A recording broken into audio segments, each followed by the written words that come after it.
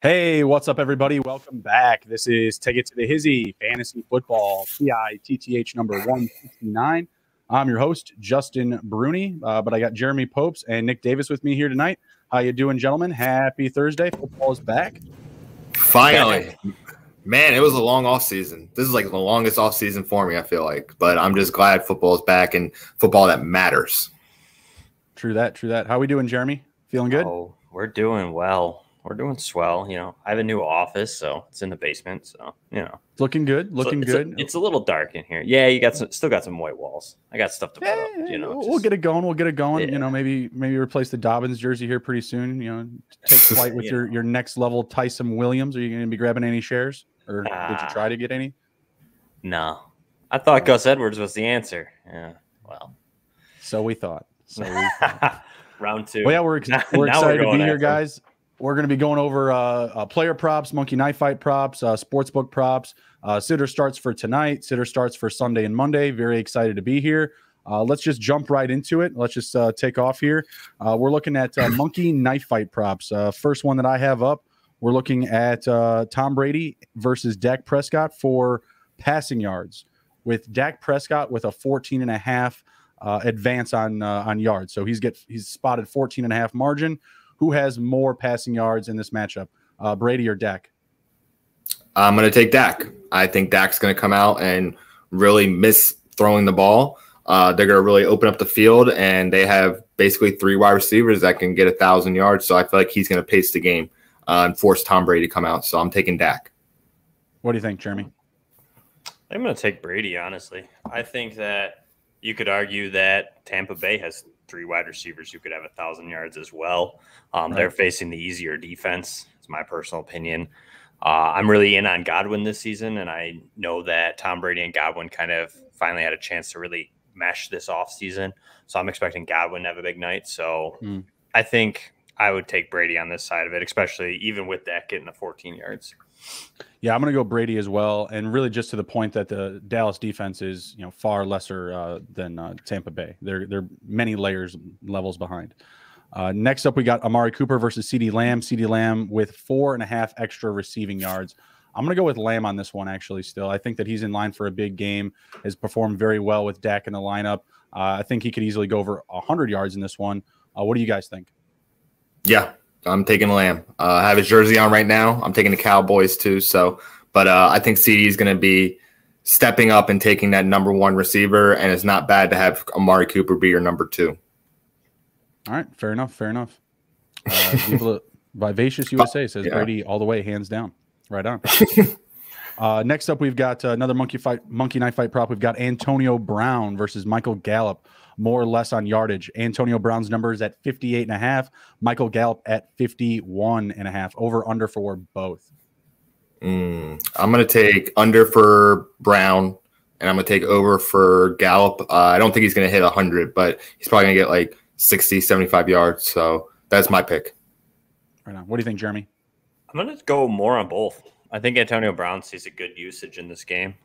58 doesn't seem like a lot. I think if he gets 1 or 2 big plays, which I think he definitely has in him, I think he gets there. And I think Michael Gallup's the same thing. Michael Gallup kind of stretches the field for that offense. And I think just a couple big pass plays from Dak, and I think he easily gets over 51. So I agree. I don't think either of them get to 100. If either one does, I think it's more Antonio Brown. I think he'll just be used a little bit more in the offense. But it'll be close. But I think they both get over what they're set here at 58 and 51. We're all excited for Antonio Brown for sure. What are you going to say, Nick? Do you guys see Antonio Brown as like the 3rd wide receiver? Like I kind of see him as like the 4th almost. Like he has transcendent talent when he is on, but I just don't see like Tom using him like a number 1 wide receiver or even a number 2 or even a number 3. Like he's almost like a diversion sometimes. Well, I don't know who's going to stop him on Dallas's side of the ball on defense. You know, I could see Trevon Diggs slowing down, Mike Evans at times in this game. I could see, who's on the other side, Anthony Brown. Maybe Anthony Brown can slow down Godwin a little bit. Godwin's coming in a little bit hobbled, but I don't see Wilson or any of those linebackers slowing down Antonio Brown.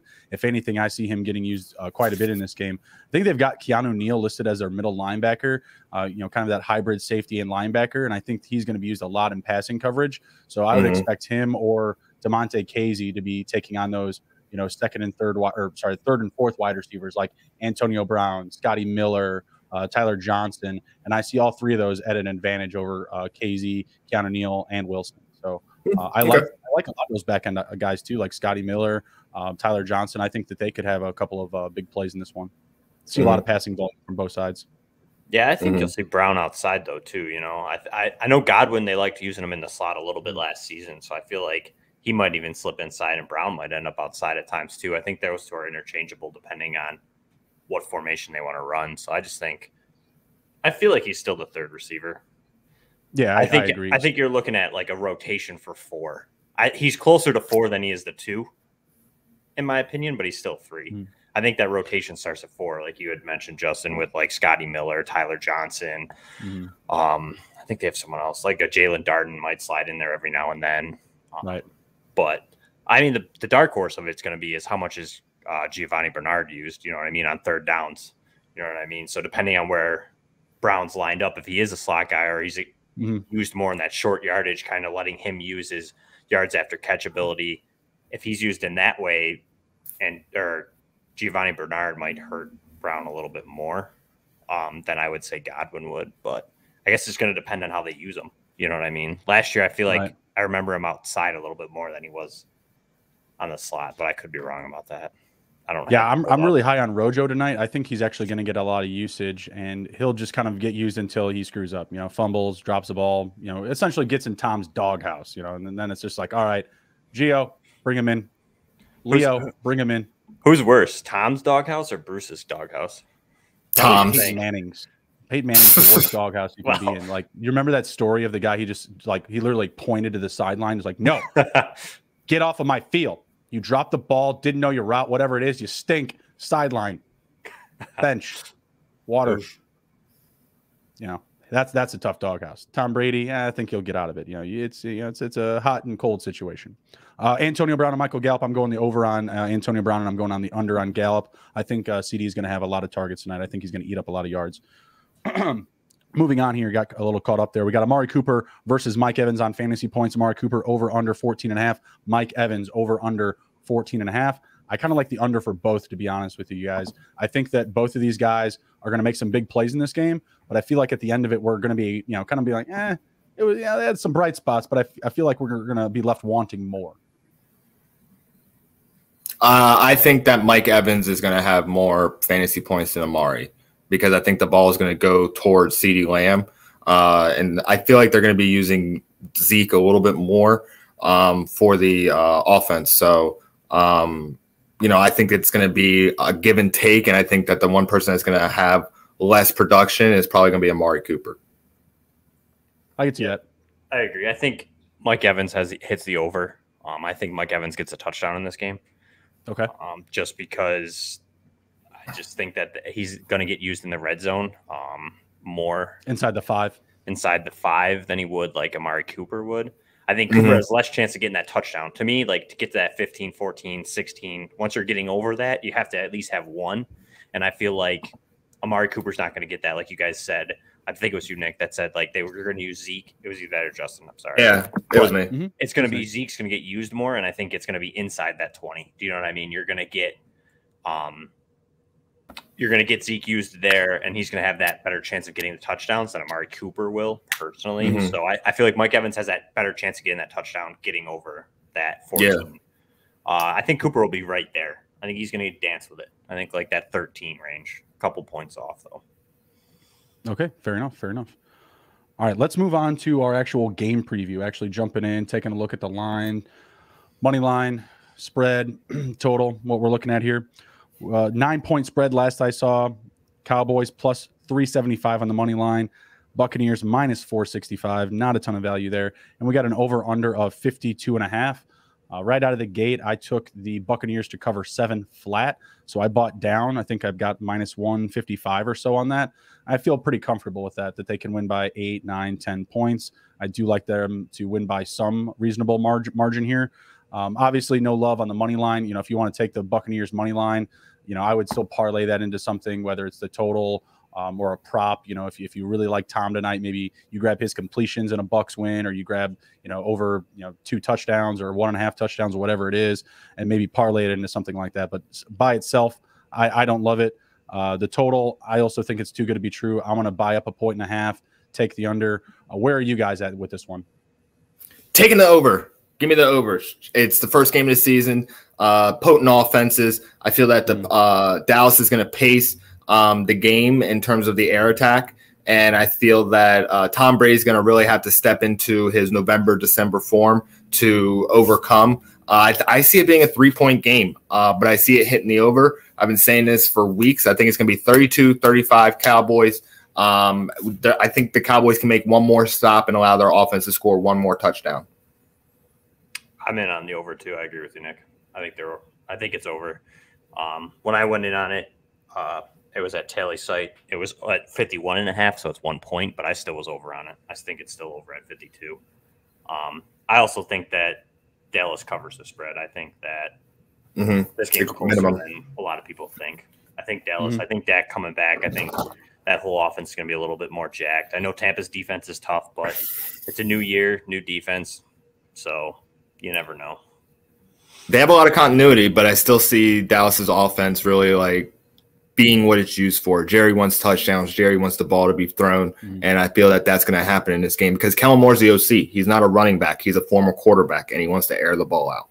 Not only that, they just have so many weapons. You got, like you had mentioned earlier, we talked about, you have 3 wide receivers who easily could have 1,000 yards. Gallup's the starting wide receiver on half the rosters in the NFL. So, and absolutely, he's the third option. You know what I mean? So you have that. Not only that, you have Dalton Schultz, who everybody thought was just a guy, performed very well last season. Blake Jarwin's coming back, who everybody was very high on. So you have 2 solid tight ends. Not only that, you also have 2 solid running backs. Tony Pollard looked great last year when Zeke was out. Yes, he did. No matter what happens in this game, aside from a Dak injury, which knock on wood we don't see, this offense should be what it was pre-week 5 last year. It's not close. So yes, it's a good defense, but it's going to be hard to cover everybody on the field because every playmaker is good on this offense. So I think that they'll be able to at least move the ball on this defense. It's not going to be like a stifled game where Tampa's winning this game handily, is my personal opinion. Sure. Yeah, I just don't see the Dallas Cowboys defense being able to really stop Tampa Bay, and vice versa. I don't see Dallas being able to go score for score with this Tampa offense with the strength of their of the Tampa Bay defense, right? Like that front 7, best in the league. The defense last year was one of the best in the league. Best up against the rush. Dallas Cowboys last season, second worst team up against the rush. I don't think that they're going to, conform to Dan Quinn's system right out of the gate to where they're a top 5, top 10 defense, going toe to toe with, an offense like Tampa Bay. Obviously, the passing offenses for both teams look great, but when you get down to the game flow, I feel like, you're going to see Dallas in more of those third and short situations, and they're just not going to be able to pull off, all their third downs. Going to have a low conversion rate as far as third downs go, and I think they're just going to turn over the ball more. So that's where I'm at with it. I feel like the Bucs are going to be able to create a level of separation late in this game if they are going score for score. Again, I just see more playmakers, more experience, and really more athleticism on the defensive side of the ball for Tampa Bay that just overwhelms me to pick Tampa in this one. And clearly, the books are really heavy on it, but.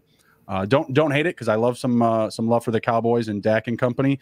It's an offense that we've been discussing all offseason that we're all excited about. We get it here tonight. I want to see fireworks. By all means, while I am on the under, I want to see some touchdowns. I want to see some dudes going off.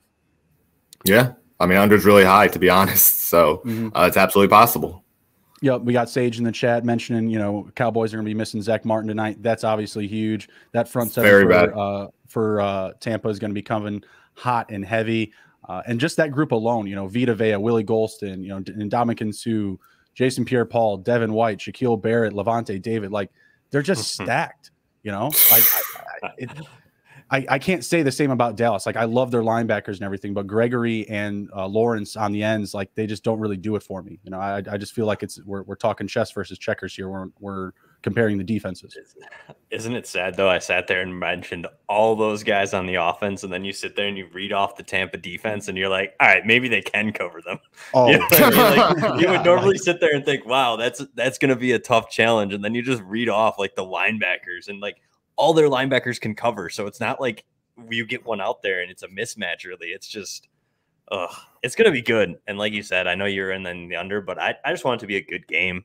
Exactly. It's our first game. I mean, we want the fireworks popping. I don't want like a 10-0 game. I mean, it's always good, a good like defensive battle. But like the first game, I want like someone to go out there, score 35 fantasy points, and be like, all right, set me up for week 1.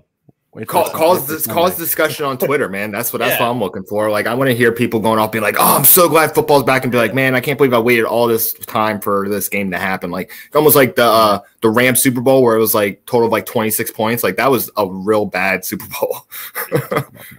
Yeah, I'm just talking about all my Ravens players getting hurt. So wasn't that the same year where they had that crazy high scoring game with the Chiefs too? It was like the game before, something like that, or regular season. Oh, yeah, I think it was, but it was very disappointing considering the offensive firepower that existed on that team, and it just never popped off. All right, right on. So we got Jeremy and Nick on the cover for the Cowboys. I'm taking the Bucks and the under, and these two are taking the over. All right, let's jump into our Thursday night sitter starts. We got some players to compare here. Specifically, players that could potentially be in your lineup tonight versus guys that could be in your, Sunday or Monday showings. So first up, quarterback for Tampa Bay, we got Tom Brady versus Russ Wilson. Tom Brady's ranked Fantasy Pros 5th quarterback of the week.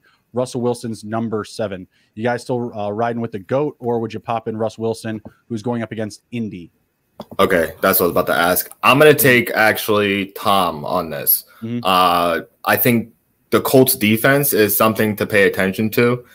They kind of came on like later on in the season, especially I think after that loss to Houston really shook them up and really just like lit a fire under them. So I'm going to say that Russ is not going to have a better game than Tom in comparison to this week. All right, fair enough. What do you think, Jeremy? Yeah, I agree. I mean, I'm a big proponent to strength of schedule. I use mostly Pro Football Focus. They do a nice metric, especially in the beginning of the season. It's a nice one because they use like player grades from the year before. It's not just like the carryover from what happened last season. And the Seattle matchup is not great. It's 25th out of 32, where Tampa Bay's is 12th. So for me, I'm big on Tom Brady. I think I would take Tom Brady in general, not just using that metric, but that metric definitely helps guarantee to me too. I agree with Nick. I think that the secondary is much better in Indy than it is in Dallas. And not only that, the front seven's even better in Indy. I think Indy's defense is definitely on the rise. It's one that could be comparable to Tampa in the next couple of years. So I'm definitely on Tom Brady. I agree 1,000%. I'm going Tom Brady as well. I think Russ Wilson, also having Carson there, having that nagging, running back that can steal touches on the goal line, not so much pass heavy, kind of a slower, grinded out type of game. I think the total is definitely less. I think it's about 4 or 5 points less for Seattle versus Indy. So yeah, definitely going Tom Brady there. Expecting more fireworks in this game, better game flow.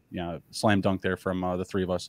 Next up, we've got Dak Prescott versus Ryan Tannehill. Dak is quarterback 10, and Tannehill is 9 per Fantasy Pros. Where are you guys going there? I still like Dak. Who's Tennessee playing again? Arizona. They have the same total at 52 points, I believe. But I'm still going Dak. I'm going Dak too. Tannehill he's probably the best game manager in the league right now. He does just enough to win, does just enough to not make mistakes to hurt his team.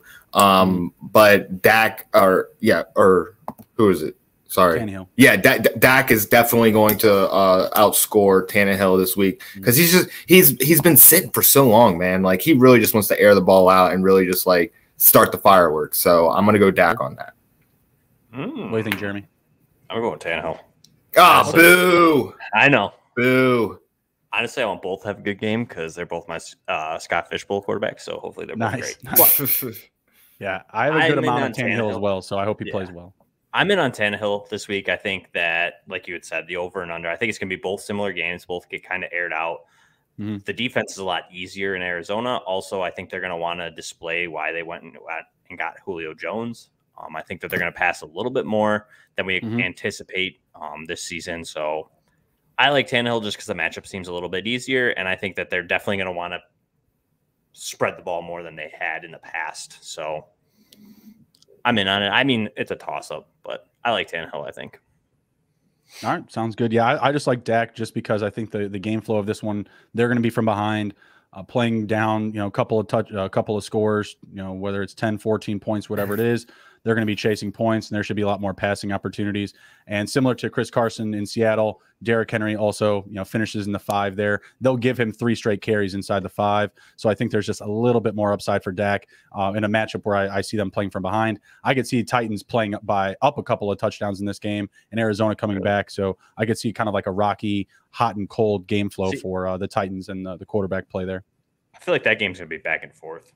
Yeah, I mean? Exactly. That's what I'm saying. I feel like there might be a little bit better of like that back and forth. You know what I mean? I feel like Dak and them, like, I know we're excited and I know Dak wants to air it out, but like, what if they err on the side of like, let's kind of ride Zeke a little? Because like he had the shoulder injury. There was a strain there that wasn't, you know what I mean? It wasn't made up. So there was an issue. They sat him out. Obviously, it's just a preseason, no big deal. Just be precautious. But like there was an issue there, and I feel like they're not going to want to let him run as much coming off of that injury. So I just feel like they're fairly even in week 1. I just feel like, but I can't argue. I mean, I would probably I'm starting Dak in a lot of leagues. So, but yes, I just feel like same here for Tannehill. I'm starting him in like 2 or 3 leagues in Dynasty. So I definitely need him to go off. But if I had Dak, I'd be popping him over Tannehill. So, and realistically, you probably don't have both of those guys in like a super flex league, but this is maybe more of like a single quarterback league situation here, Dak versus Tannehill. All right, let's move on to the running backs. Let's do Ronald Jones versus Leonard Fournette. Let's say you're a fantasy owner. You grabbed both Tampa Bay running backs. Which one will you start on opening night up against the Cowboys? Rojo. I have no belief in Leonard Fournette.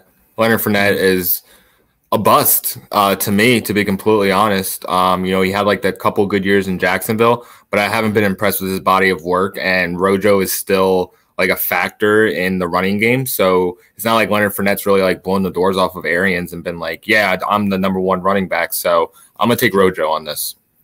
Fair enough. Jeremy? Yeah, it's definitely a hot hand backfield.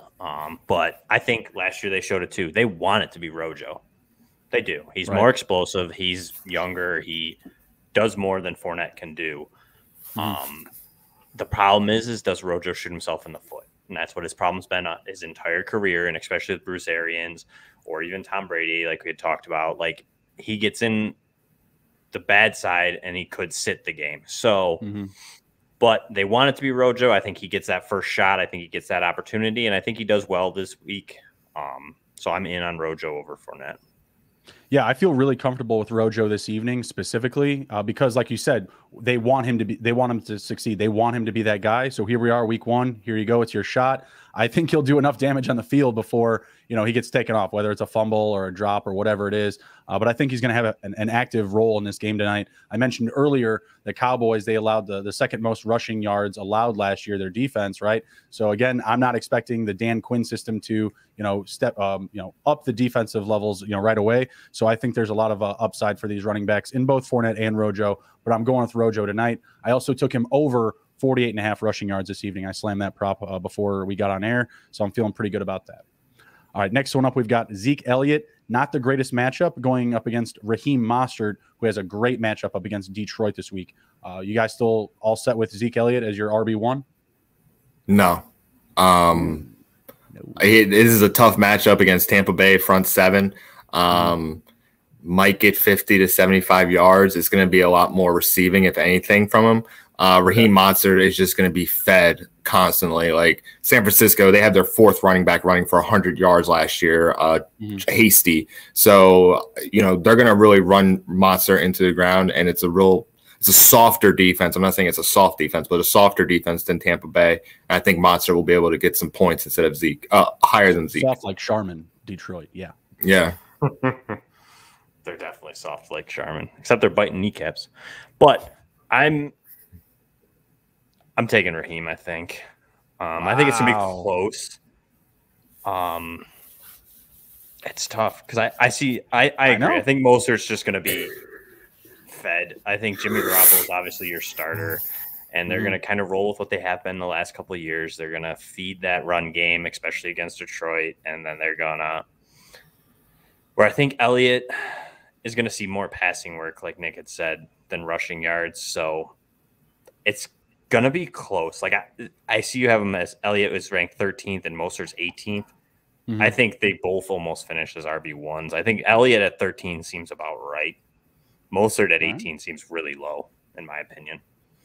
I think he finishes as an RB1, low-end RB1 this week. So he's definitely got a shot. He's definitely got a shot. I'm going to stand up for Zeke a little bit because I'm not going to slam dunk Raheem Mostert. But and realistically, like you have to read the room, right? Like I'm not saying you got to do it Zeke for Raheem Mostert, but if it's like Zeke versus like James Robinson, and you're looking at your last flex spot, or even whatever your starting running back spot, I'm going James Robinson for sure. That's a slam dunk for me. Raheem Mostert's really close, and the reason I did it was just Zeke. You know, he's an RB1 typically every Sunday of the week or of the year, right?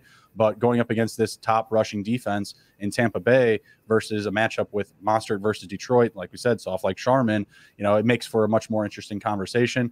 I'm gonna go with Zeke. I think the pass catching opportunity should be higher for him tonight. We should have some time to get into some props for this game here, and I think his number was at like 2.5, so that's a number that I really love. I think that he's still going to hold value, and I think that he will finish inside the red zone tonight. He'll get at least one touchdown, whether it's receiving or rushing.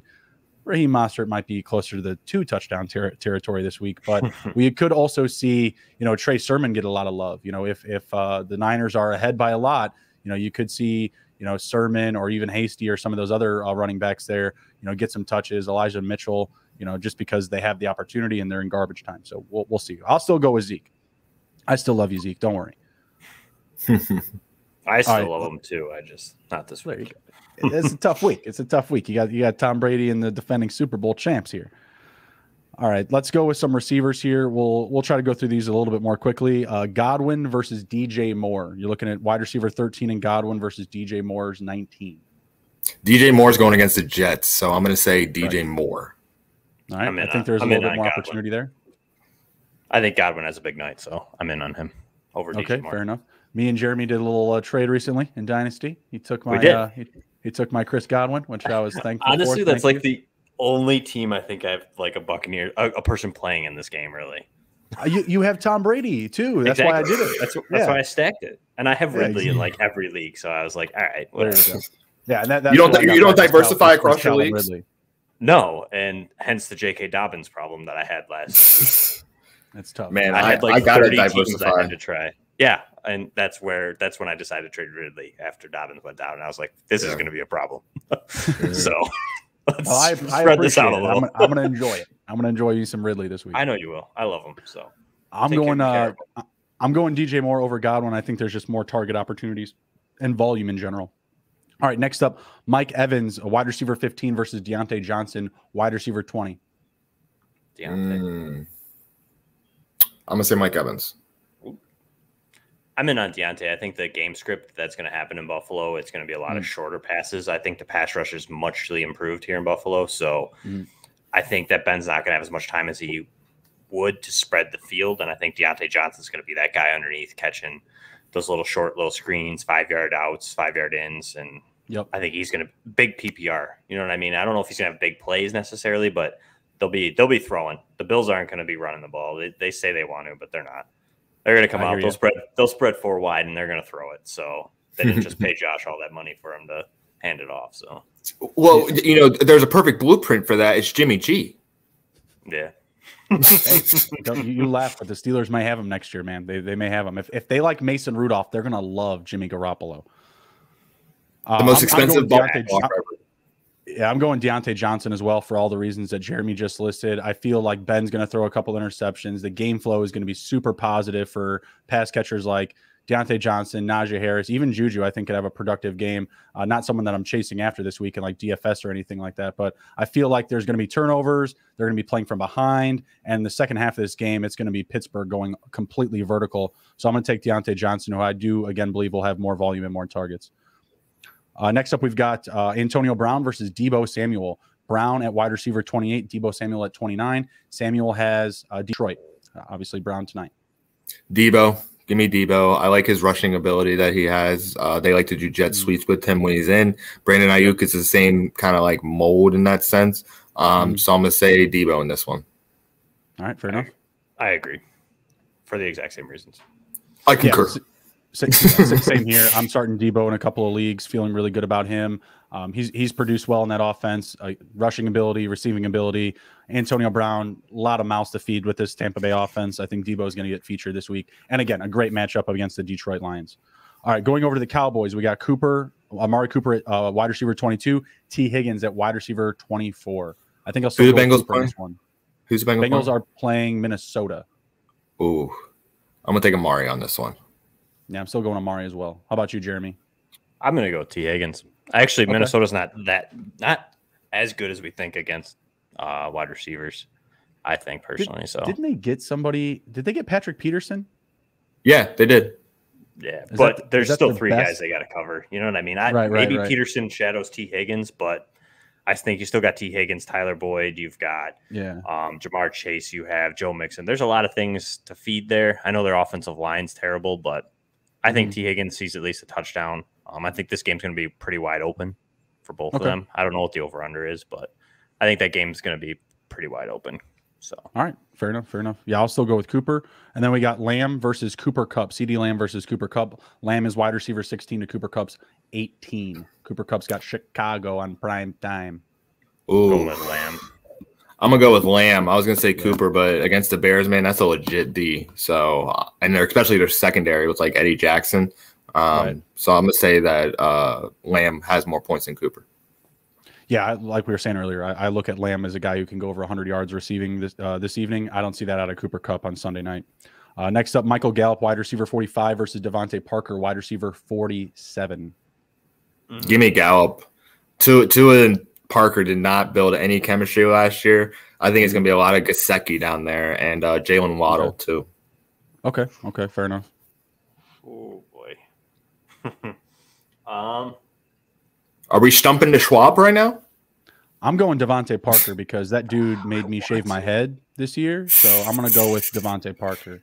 Barely. I so badly want to, but I also totally agree with Nick that it's more of going to be Mike Gaseki and even like Adam Sheehan. They love to throw to both the tight ends. I think they're going to get Gaskins involved. I just feel like, but then I also look at Gallup still as the third wide receiver in this offense and like, I'm going to go with Parker. Sheehan has COVID, so don't worry, anyone. Oh, okay. My bad. Sorry, guys. I forgot about that. It's all good. It's all good. I'm going to go with Parker purely because I think he's going to be the guy this week. I think Jalen Waddle gets involved, but Parker's going to be the field stretcher. Will Fuller's out, so I'll go with him. All right, fair enough. I just think more opportunity. Yeah, I hear you. I'm going Devonte Parker. I just got all the wrong feels about it. You know, if I go against him, I'm going to wind up losing a bunch of money, get my head shaved. Something bad's going to happen. So I'm with Devonte Parker. He's like impossible to go with. That's why it was so hard. Like I feel like he's the right answer, but I'm also like, I don't want him to be. So yeah, it would feel a lot better if Miami would settle up and just trade for Deshaun Watson. I'm assuming they would play him this season, whereas he's just like literally like Houston's just like, screw it. That's a weird situation, man. That's a weird situation. He could play this season, though. Nothing's going to happen that would like lawfully or by the NFL. Nothing's going to prevent him from playing other than the team just choosing to sit him. So, all right, we're gonna skip the tight end sitter starts. So we're gonna move on to the props here because we only got about 9 or 10 minutes until kickoff here. If you haven't already, please be sure to smash the like button, share the video, and follow us on YouTube.com/take it to the Hizzy. Let's go. All right, looking at Dak versus Tom Brady, we got 295.5 passing yards for Dak, 303.5 for Tom Brady. Over or under for both? What do you guys got? I'm gonna say over for both. For both? Okay. Yeah. I think I like that as well. Say? I was trying to find it. 295.5 for Dak and 303.5 for Tom Brady. Over or under? Over. I agree with Nick. I'm going over with both. Same. We'll make it very consensus. Good. Very consensus. All right, there it is. Both are paying even money going both ways. Passing touchdowns. Dak is a little bit lower. He's at 1.5. The over is paying -182, so the books like that. Seems like some easy money if I've ever seen it.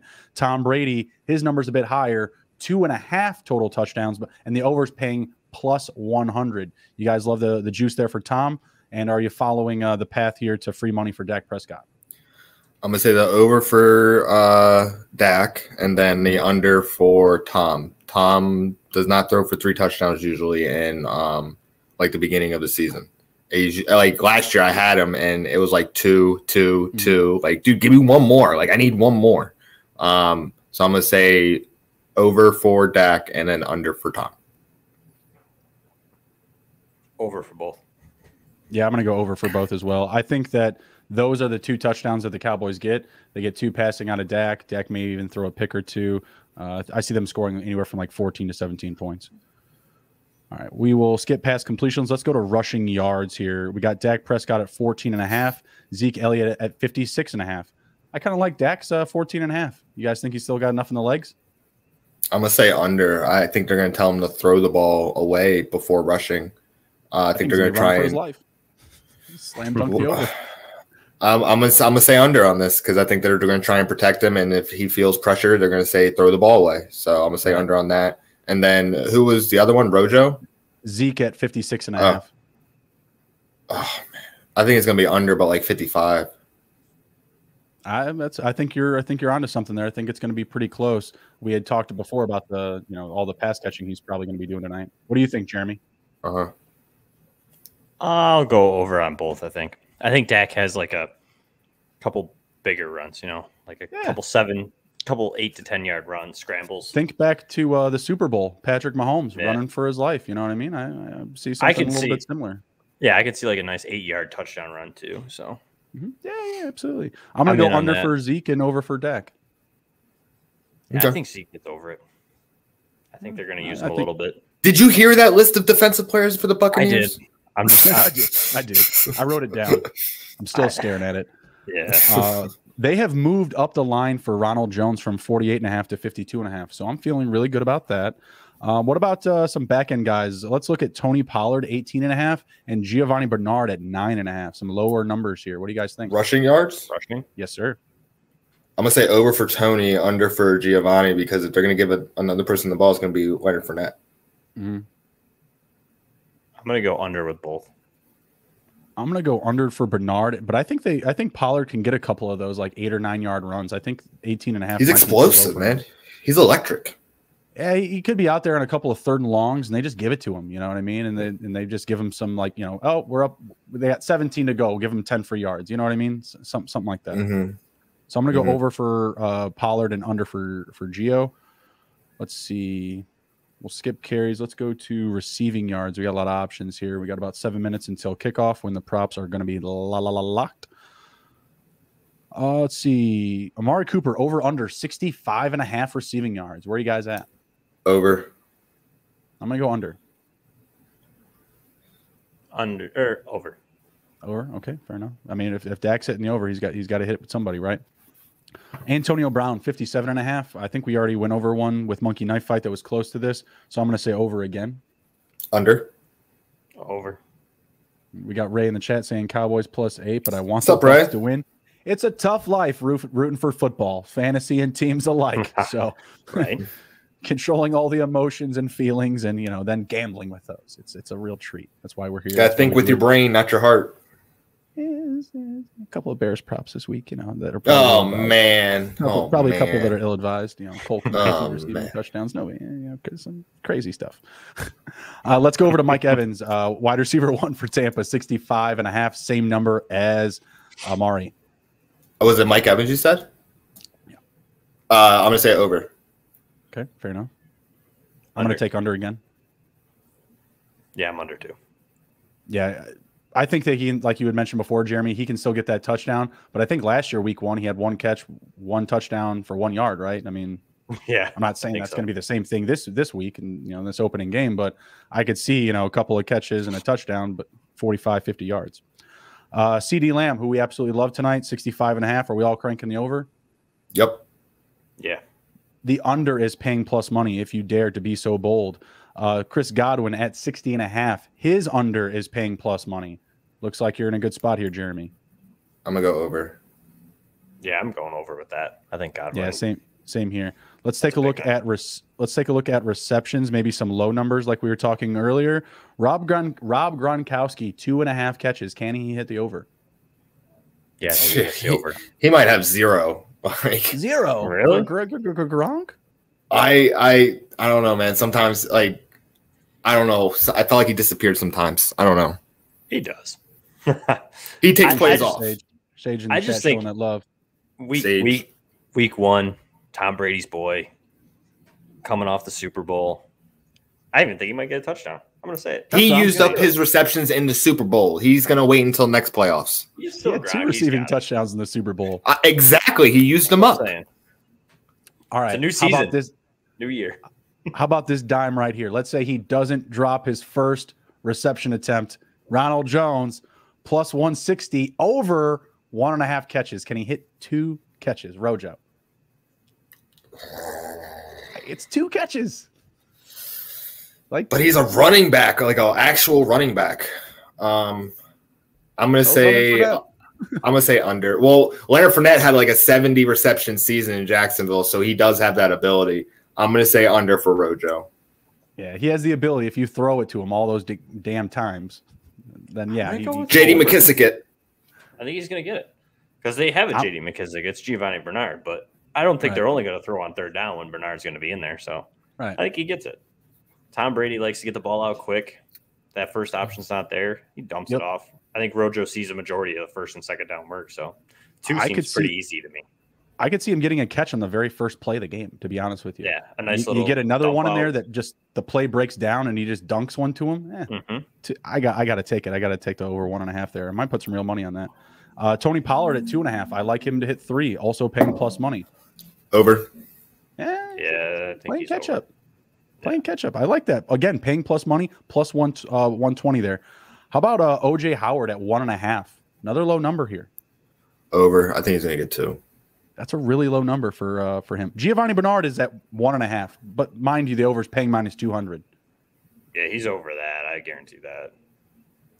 That one I like with a win. You know, Giovanni Bernard over 1.5 catches plus a Buccaneers win. You're going to get a little bit better value from that money line, minus 400, whatever it is. All right, let's look at a couple of more. We got about 2 minutes here.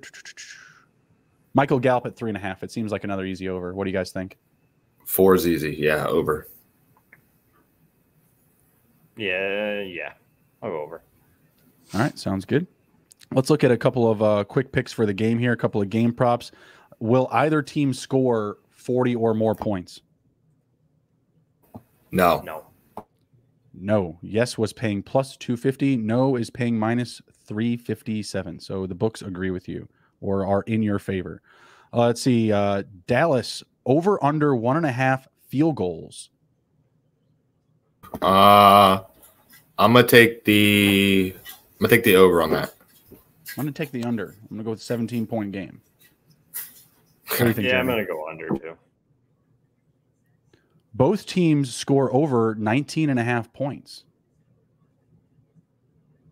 Yes. I agree, too. I am going no there. But, again, I'm also on the under. So, I got the Cowboys tapping out at 17. Let's see. Defensive or special teams touchdown scored in the game. I'm going yes. Either team? Either team in the game. Yes. Defensive touchdown or special teams touchdown. No. Antoine Winfield to the house. He's going to take one. He's going to take one to the motherland. Longest touchdown over under 39.5 yards. The longest touchdown of the game over under 39.5. I got to go over. Over. Under. I like a big one to CD Lamb. You know, like when they're down by like 14. Nah. I think that sounds good. That sounds good. I don't think anybody gets there. Will there be a scoreless quarter in this game? No. Yeah, no. No is paying minus 400. You guys are on it. Let's see. At any point, will either team score 3 straight drives? No. Yes is paying minus 233. That's interesting. I'm going to say yes. Score. What do they know so about that's the field goal and Buccaneers? touchdowns? 3 straight drives by either team. So you would have to so like a field goal or a touchdown. Yeah. Score. I'm gonna say yeah. Somebody does. They're saying yeah. It's like what did I just say? Minus 237, something like that. That's wild. That's an interesting prop. All right. Well, we got the game kicking. We got the wait. I gotta assume so, right? We got the game kicking off here. So let's jump into some of our love-hate for the week. We should be kicking off. Oh, are they not kicking off? It's 8:20. Looks like they're doing It's national anthem right now. Always got to take their time with the damn anthem. I saw them all in the end zone. Were they moment of silence for somebody or something? My goodness. I don't know. All right, so we're going to jump into our love-hate. We're going to start with players that we are fading this week. We'll just go one by one. I think each of us have a couple here. Jeremy, is there one guy that's standing out to you, whether it's related to injuries, potential game flow, work volume? Who are you looking to fade this week? Mine was a super flex. I'll go with. I was fading Derek Carr a little bit. Okay. Obviously, Marcus Peters got hurt today. Kind of really changes a little bit. But still, that Buccaneers defense, the weapons that he has there, it just doesn't seem like it's going to be a nice matchup if he's your second quarterback in super flex. So if you have a third option, I'm definitely looking elsewhere. So that's me. The Raiders, you mean, right? Yeah. I am not starting Derek Carr this week in my Scott Fishbowl league. So I went Ryan Fitzpatrick over Derek Carr this week. But with Marcus Peters being out. That's what I mean. It starts to make it a question, but I still think there's too many players on that defense to and I don't know. I don't love the weapons. I like Bryan Edwards. I don't love the offense. I think Darren Waller's a good option, but I just feel like I just don't want to touch that game, I think. Really. Yeah, I hear you. I'm not a Bryan Edwards guy, but for Derek Carr's sake, I hope he gets it together. It should be an interesting matchup with Marcus Peters out of the lineup. It's going to make things a little bit more interesting, and it's in prime time, so it'll be a fun game. But I am still going Fitzpatrick over Carr this week, so I think that's a good one as well. How about you, Nick? Who's first up on your fade list for Week 1?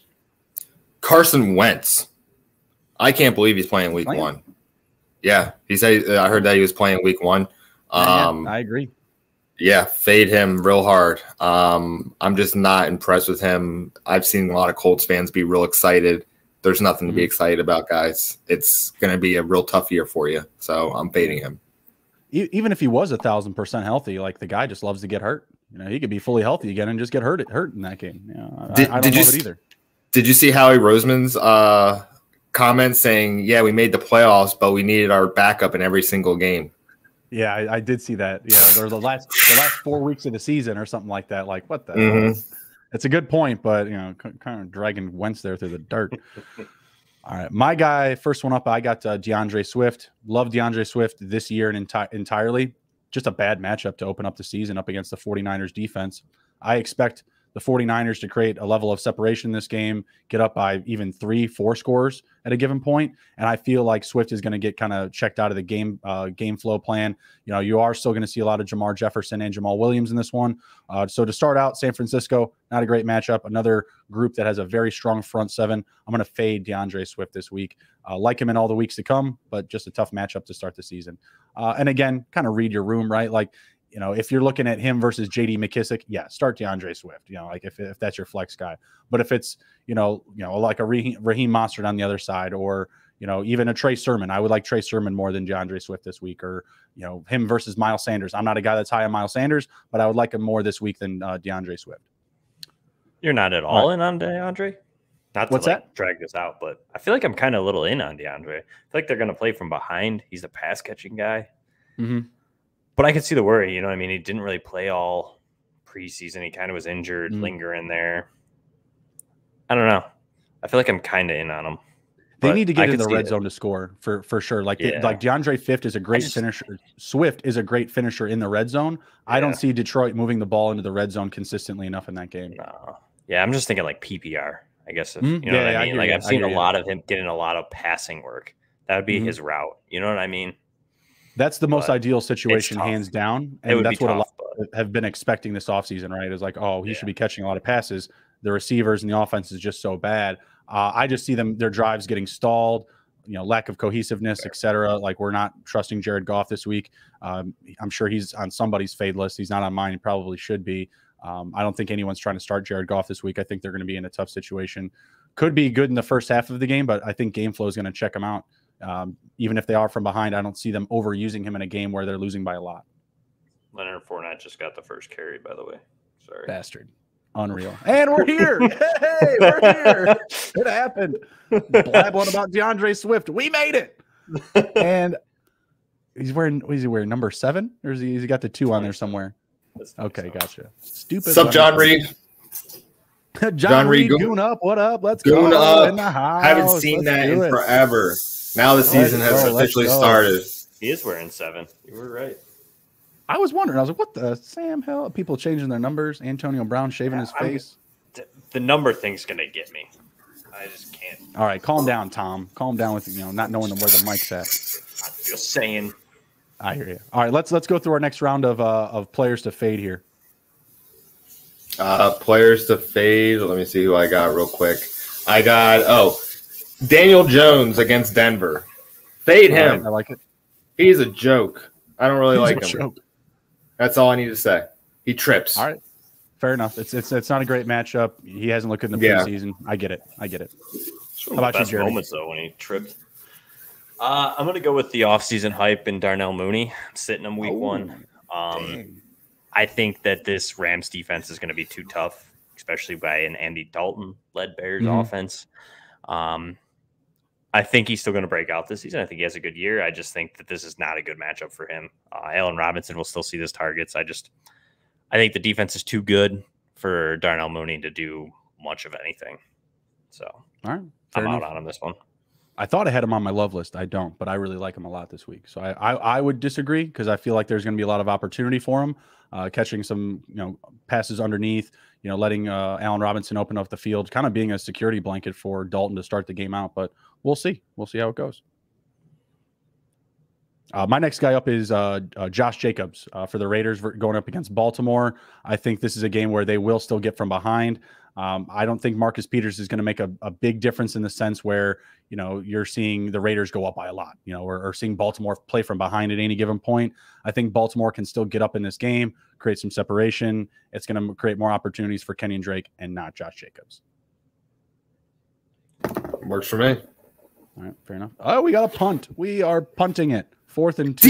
Defense got 3 and out. Here we go. Let's go, Dallas. Sheldon would disagree with that approach. You always go for it on 4th down. That's what Sheldon says. Pinned them. They're inside the 3. Here's your defensive score. Did we say defensive score? Safety count? Safety counts. That safety will count. You might get it right here. Let's go. Let's get it. Oh, if I could get that from Shaquille Barrett or Dev White, that would be even better because I actually have them in IDP. That would be sweet. Or better yet, how about a fumbled touchdown? Let's go. All right, next round of fade players, if you have any more left. Go ahead, Nick. Okay. I was going to say Chris Carson against Indy. Okay. I'm not really feeling him against that strong defense, and I think that the front 7 is definitely something to worry about. So I think that he's not going to have the game that people expect him to have. Oh, here goes Cooper for 1 billion yards. I thought so. No, that was a little one. Let's go. That was a great play from the 1, letting him rip it. The arm looks clean. Here come the Cowboys. Yeah. All right. Go ahead. Go ahead. All right, no, I'll go. Mike Davis. I'm sitting Mike Davis this week. I think that Philly's a little bit of an underrated run defense. I think they're pretty solid. Mm-hmm. So I am going to sit Mike Davis on the pure fact that I also am a little bit afraid of Wayne Gallman. I think Wayne Gallman is very similar in talent level to Mike Davis, and I think Atlanta will figure that out sooner than later. So I'm just kind of out on him. I think this game's going to be a little bit more of an air game. I think you're going to see a lot from Pitts, Ridley, Gage, as well as Devontae Smith, Rager, Goddard, etc. So all right, I'm out on Davis. My next one up is Jamar Chase versus Minnesota. All the talk hasn't been great. Not catching balls, can't see the stripes in the balls. It's different than college, etc. All those storylines, right? So I'm not chasing him this week into week 1. You may have spent a pretty penny on him in your draft, but this I think is the week to start off with him on the bench. I wouldn't be trying to chase him into week 1. Pun kind of intended there. Sorry. And I just see a lot more opportunity for Tyler Boyd and T. Higgins this week. Jeremy was saying he'll start T. Higgins over Amari Cooper, so hold him in high regard as well. And I really like Tyler Boyd, who's just really, really consistent for that offense. He's going to be a security blanket for Joe Burrow this week. I agree with everything you just said. All right, right on. Let's move over to our love list. I'm going to start it off with Marquez Callaway versus Green Bay. Who else is going to eat in that offense other than Alvin Kamara? You know, you might take a couple of deep shots on Deontay Harrison DFS, but I don't think any of us are going to be so bold to put him in our starting lineups in fantasy. So I like Marquez Callaway a lot. He made some really big plays in the preseason.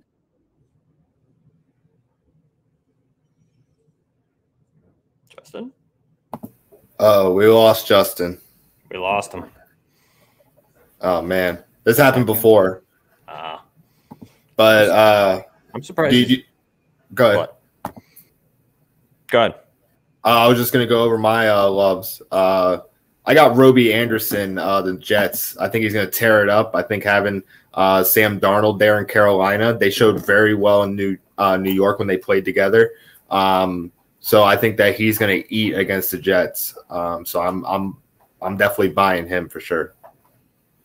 Sorry, I'm just sitting here watching Dalton Schultz go off when it should be Blake Jarwin. But I'm going to hit you with a tight end. My love this week is actually Austin Hooper, a guy that kind of has been forgotten about, I feel like, with Odell Beckham returning. At the end of the season last year, he had a 3-game span of 12 or more PPR points. I think he's still a viable option at the tight end position. I feel like he faded a lot in drafts. So I feel like if you lost your guy, say you went after Irv Smith or something like that, Austin Hooper could be a decent pickup early on. If you don't, or if you do already roster him and you don't have one of those top guys, I feel like this is a good start against Kansas City, who was the 7th worst in points given up to the position last season. So I'm kind of in on Austin Hooper in PPR leagues. I'm definitely not on that guy, but if you say so, go ahead. I'm also saying Justin Jefferson against Cincinnati. I think that he's going to tear up Cincinnati. He's one of the brightest spots on the offense, and I think that he's going to really show up week 1, even with Adam Thielen. And what is going on with CeeDee Lamb? He is dropping the ball right now. Is he having Jamar Chase problems? What is going on? Pretty rough. Oh, man, that's embarrassing.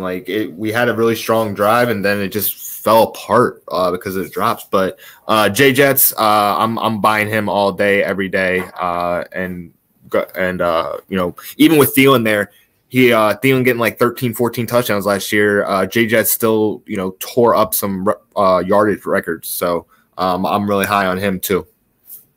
Yeah, I can agree with you there. You can never really go against Jay Jets there. I think just he's too easy. He's just like a plug and start automatically for me.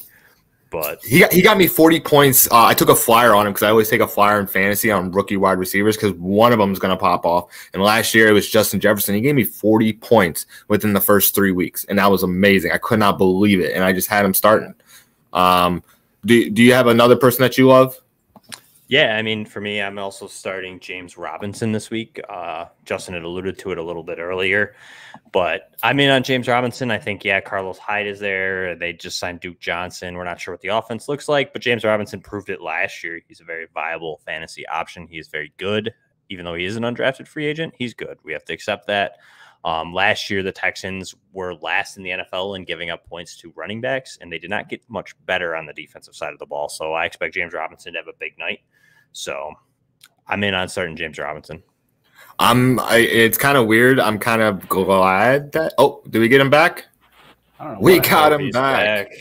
My computer froze, and it's still frozen. It's really weird. I've never seen that. So backup PC, and I won't look like I'm on a green screen in a second.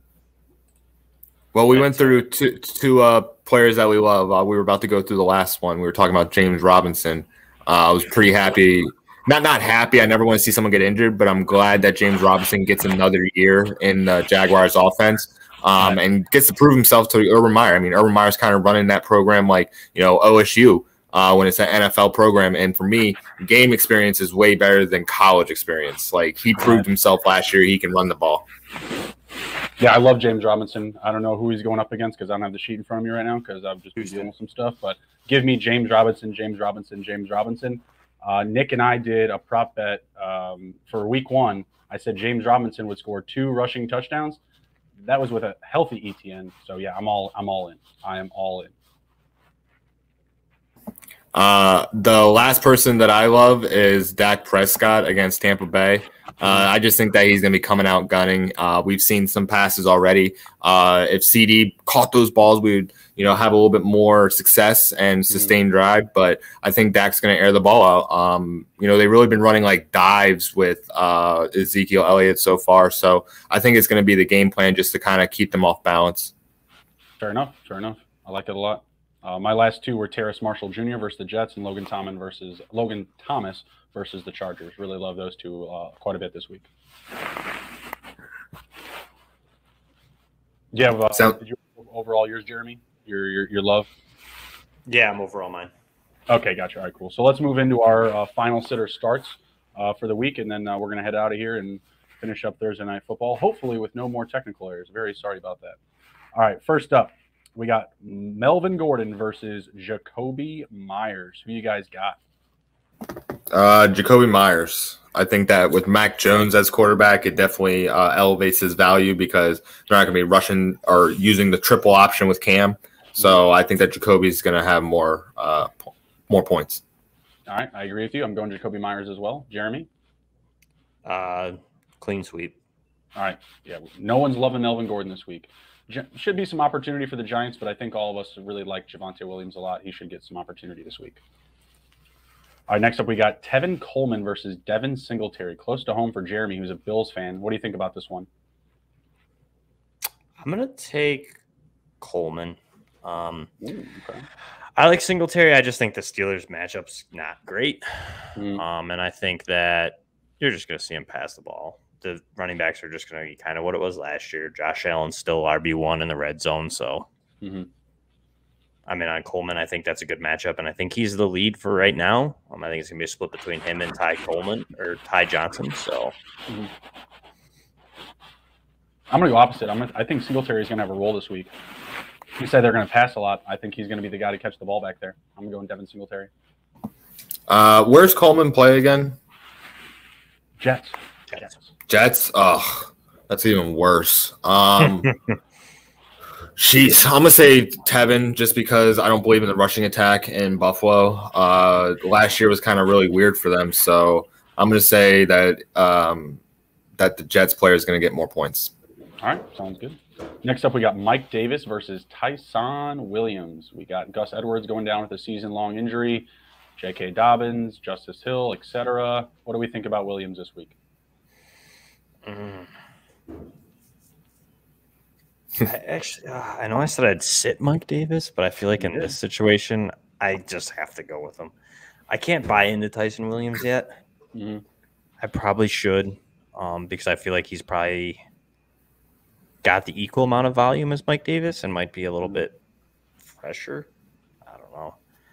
I don't like either. I really hope I'm not in that situation. And if you are, I feel bad for you. I'm sorry.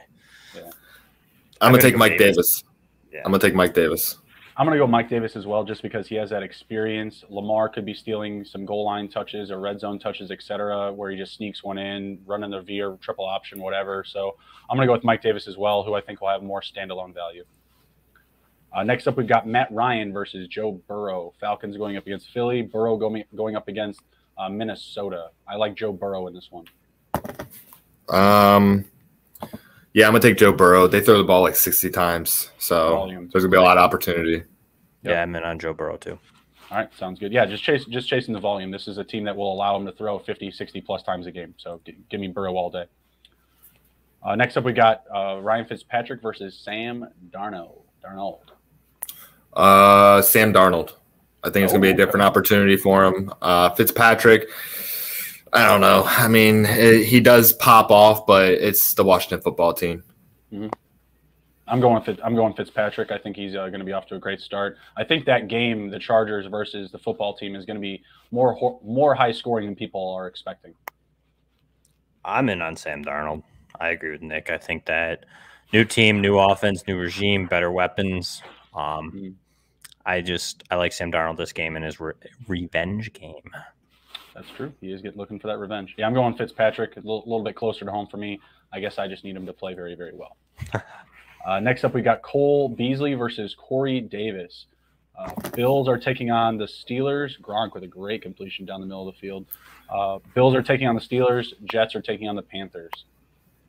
I'm gonna take Corey Davis. I think Cole Beasley is, I don't know. He's a good slot receiver, but I feel that Stefan Diggs is really going to be that stack to worry about. Sure. Wow. What do you think, Jeremy? I don't know. I'm just watching Antonio Brown smoke that guy. Oh, let's go. Oh, let's go. It's crazy. Oh, and here he is again. Oh, yeah, he's hitting the over. He might have just hit it on that drive. Let's get it. Oh, we're getting a touchdown this drive, baby. We're getting a touchdown. Yeah, Fireworks are getting lit. Yeah, they are. That defense. Oh, boy. All right. What were we talking about? Sorry. Oh, yeah, Corey Davis. Versus Corey Davis, yeah. I think it's going to be close. I think same thing with Deontay Johnson. I think the game script in Buffalo, I think they're going to be a little bit shorter. You're going to get it out quick. The Pittsburgh rushing or the Pittsburgh front four is no joke. So I think it's close. I'm going to lean hometown. I'm going to go Cole Beasley. All right. I think PPR. We're talking PPR, right? Always PPR here at the Hizzy. Cole Beasley then. Yeah, I'm going to go Corey Davis just because I feel like there's just a couple of less mouths to feed. I feel like there should be a good amount of volume. I think Wilson's going to throw for a lot more than people expect. Maybe he throws interceptions, maybe he plays poorly, but I think Corey Davis is going to benefit from, just a gunslinging quarterback, period. All right, next up we've got Brandon Ayuk versus Darnell Mooney. I'm going Mooney for the reasons I listed before. I think he's going to be Dalton's security blanket early on, crossing routes, coming across the middle, maybe even gets a couple of end-around reverses like we might expect Brandon Ayuk to get with San Francisco. I'm going to take Mooney on this too. I agree. I'm in on Ayuk. Ayuk definitely has the better matchup up against Detroit. I just kind of see those running backs clogging up the production. Same with Debo. So going to be more touchdown dependent. I think both of those guys could be. Next up, we've got Austin Hooper versus Mike Gaseki. Browns are going against the Chiefs, and the Dolphins are going against the Patriots. Mike Gaseki. I'm in on Austin Hooper this week. So. Okay. I think it's a good matchup for Hooper this week. I don't don't write home about any of the linebackers for KC. So I think there should be some good opportunity there. And when healthy, he should be productive. Who just got that? Godwin? We're getting down here. You guys. Godwin got the touchdown. Stop it. Why did you say you're that? ahead of me then. Why did you say that? I'm just kidding. There it is. I told you, big game. I hope you started him. There you go. Zach Ertz versus Juwan Johnson. Juwan Johnson, that hybrid wide receiver tight end for the Saints. Obviously, Zach Ertz with the Eagles. Zach Ertz, they're going to give him a bunch of opportunities to see who they're going to pick, Goddard or Ertz, because they haven't negotiated either of them. So they're going to have to give them a lot of play to see who they want to go with in the future. All right, right on. I'm going to go with Ertz as well. I think there's just a lot more positive information about him recently. Sounds like there's a lot of there's a touchdown to Godwin. Sounds like there's a lot of good stuff waiting for him this week. I think Hurts is going to target Ertz a lot in this one. Dallas Goedert, he's been the offseason, dream for everybody. I own both of them, so I'll just see how it goes either way. I'm starting both of them in separate leagues, so we'll see what we get out of them. And or go ahead, Jeremy, to wrap that one up. Sorry. Yeah, I'm in on Juwan Johnson. I think that Green Bay, you got Jair Alexander, who I think is going to kind of lock down Callaway. I know you liked him, but I feel like that the defense, if there's going to be any passing going on, it's going through the tight ends. It's going to be sticky, but I think so is Zach Ertz. You know what I mean? Like, is it going to be Troutman or Johnson? I feel like they like Johnson and more in the passing role, so that's where I'm kind of leaning towards him. I think that the Eagles still like Zach Ertz, and they still like Dallas Goedert, but they also have Devontae Smith, Jalen Reagor. There's a lot of more weapons, Quez Watkins. So I feel like there should be a little bit more spreading the ball in Philadelphia, where, like we had mentioned earlier, who's really catching the ball in New Orleans right now. So I think that Juwan Johnson sees a little bit more this week. All right, fair enough. Well, that was the last one that we had. Do you guys have any other, flex or sitter starts that you want to add in before we head out here? Nope, I'm good. No, I'm good. All right, cool. Well, Jeremy, appreciate you stopping by here to the Hizzy, jumping in for some football talk, kicking off the new year with us. Is there anything that you can plug? Anything that you're working on right now that you'd like to share? Yeah, I mean, check out weekly. I'm going to have some start sit articles over at yardsperfantasy.com. I got some stuff going with Sports Gambling Podcast Network. Nice. I also am going to have a start sit show on Sunday mornings. It is at FF Playmakers. You can find it live on YouTube. You can also find it live at my Twitter at PopesFFH. If you want to get in on it, you can send us during the week, send us your lineup, your roster, kind of like your settings and stuff like that. We're going to kind of make it as interactive as we can, and we might go over specific rosters for you. You know what I mean? Instead of just hitting you with a start sit, we might look over your roster and kind of give you like, oh, okay, this guy versus this guy. We're going to kind of try and make it somewhatly cool on the screen, you know, have some moving pieces, hopefully. Still working the kinks out, but week 1 might be a little dicey, but come join us. It's always fun, right? Experimenting, tinkering, playing with everything. Good stuff. Yeah, until your computer freezes on you, and then you just got a green screen behind you. It's all right. That's why we have backups. Well, really appreciate you stopping by. We will be back Sunday morning, 9 a.m. Eastern, with your Week 1 preview, going over final sitter starts, getting the final injury calls in, our final bets on all of our games, the overs, the unders, spreads, money lines, everything. So be there, be square, take care, be well, and we'll see you guys around later. See ya.